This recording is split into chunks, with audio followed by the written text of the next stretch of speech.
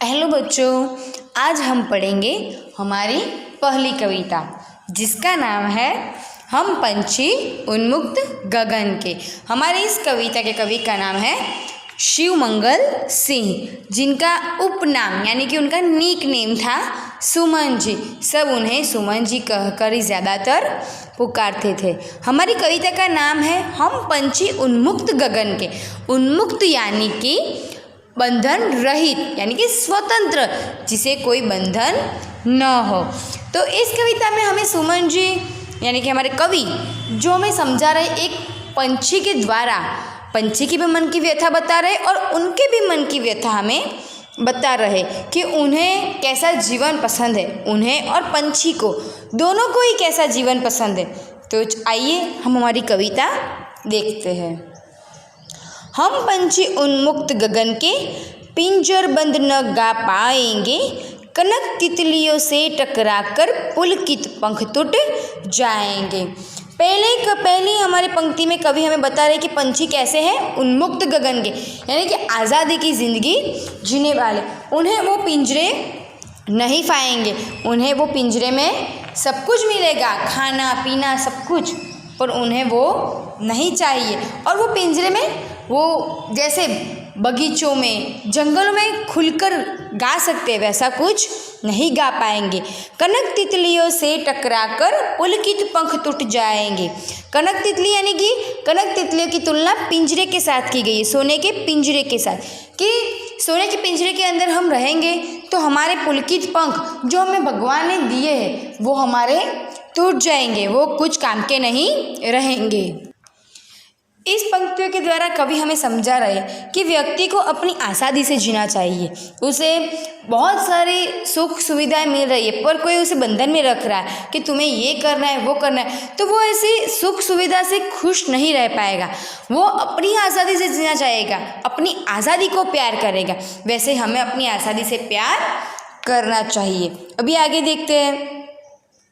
हम बहता जल पीने वाले मर जाएंगे भूखे प्यासे, कहीं भली है कटुक निंबोरी, कनक कटोरी की मैदा से। पक्षी बोल रहे कि हम बहती नदी से डूबकर उसमें चोंच मारकर पानी पीना पसंद ज़्यादा करेंगे।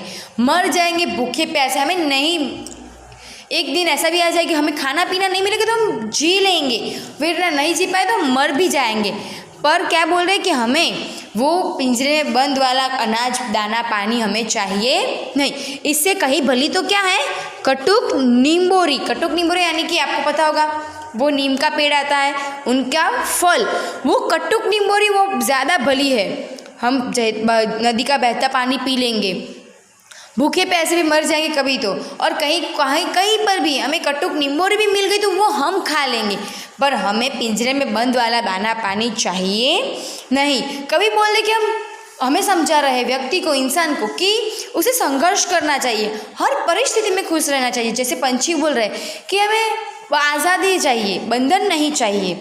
आज़ादी के लिए हमें कई बार ऐसा भी हो जाएगा कि हमें निंबोरी खानी पड़े, भूखा रहना पड़े, प्यासा रहना तो हम रह लेंगे, पर हमें वो बंधन वाली ज़िंदगी का दाना पानी नहीं चाहिए। वैसे ही कवि हमें समझा रहा है कि हमें वो दाना पानी, जो भी एक दिन ऐसा भी आ जाए कि हमें कुछ कम खाने मिले तो भी हमें खुश रहना चाहिए, पर बंधन की ज़िंदगी जीनी नहीं चाहिए।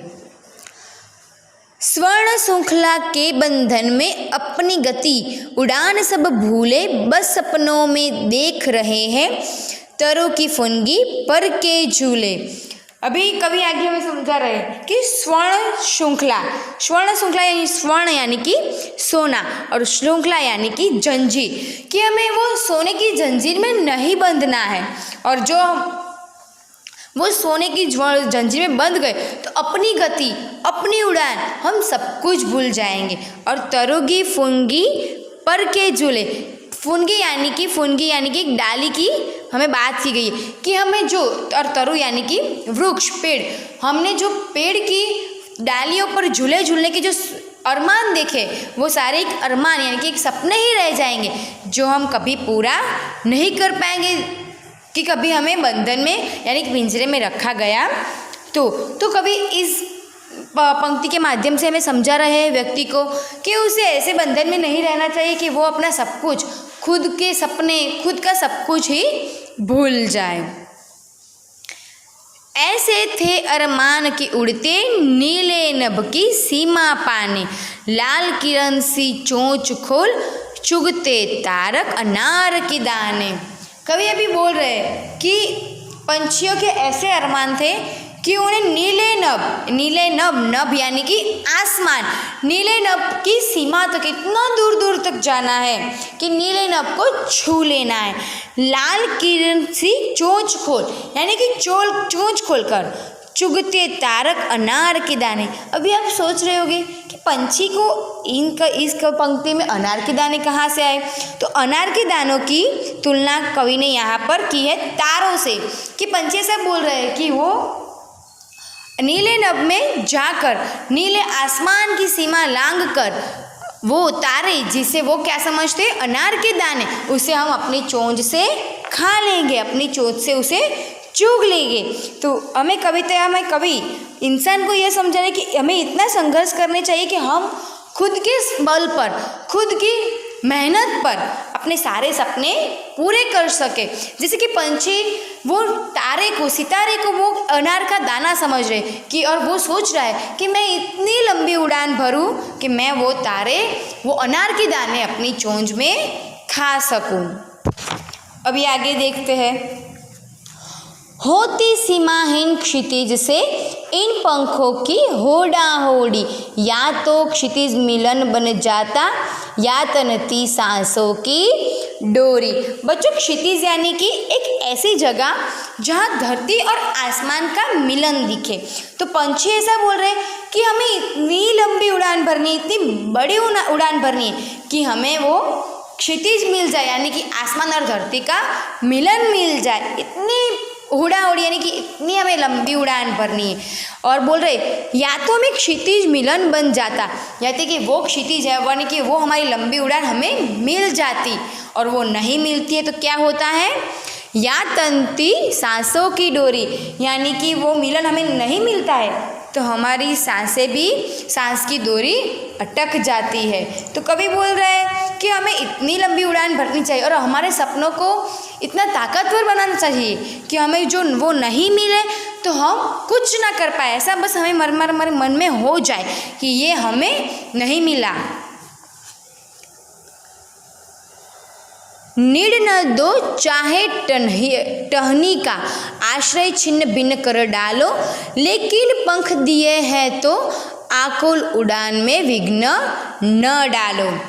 अभी कवि बोल रहे हैं कि पंछी के द्वारा, कि पंछी ऐसा बोल रहे कि हमें नीड यानी कि घोंसला, पंछी बोल रहे कि हमें नहीं घोंसला चाहिए, टहनी यानी कि डाली, हमारे पास से आप वो हमारा घोंसला, हमारा घर छीन लो, टहनियाँ छीन लो, हमारा आश्रय यानी कि रहने का स्थान वो हमारा छीन लो, सब कुछ हमारा छिन्न भिन्न कर डालो, पर लेकिन पंख दिए हैं तो आकुल उड़ान में विघ्न ना डालो।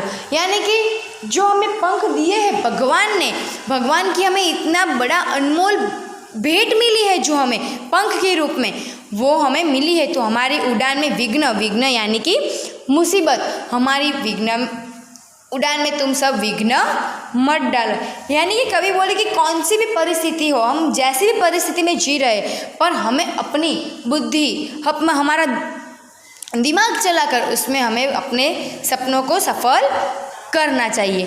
तो बच्चों, मैं आशा करती हूँ कि आपको ये कविता अच्छे से समझ आ गई होगी। Thank you.